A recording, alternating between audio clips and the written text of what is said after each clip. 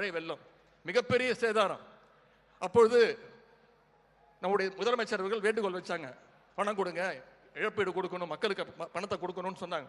அப்போ ஒன்றிய அரசு நிதியமைச்சர் என்ன சொன்னாங்க, நாங்கள் என்ன ஏடிஎம் மிஷினா அப்படின்னு கேட்டாங்க. அதற்கு தான் நான் ஒரு வார்த்தை சொன்னேன், நாங்கள் என்ன உங்கள் அப்பா வீட்டு பணத்தை கேட்குறோமான்னு கேட்டேன். அதற்கு அந்த அம்மாவுக்கு பயங்கர கோபம்.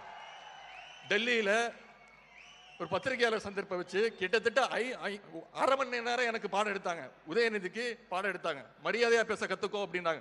நான் உடனே அடுத்த நாள் சொன்னேன், அம்மா நான் மரியாதையாகவே கேட்குறேன், மாண்புமிகு அமைச்சர் அவர்களே, நாங்கள் உங்கள் மாண்புமிகு அப்பா வீட்டு பணத்தை நான் கேட்கல அப்படின்னு. அவங்க கேட்ட மரியாதையை நான் கொடுத்துட்டேன். நம்ம கேட்ட நிதியை இது வரைக்கும் 1 பைசா கூட திருப்பி கொடுக்கல. அதே போல நம்முடைய கல்வி உரிமை, மொழி உரிமை, நிதி உரிமை, வேலை வாய்ப்பு உரிமை, அதிகார குறைப்பு, பண்பாட்டு ரீதியான தாக்குதல் நம்ம மீது மிகப்பெரிய அளவில் ஒன்றிய அரசு தாக்குதல் நடத்திக்கிட்டு இருக்கு.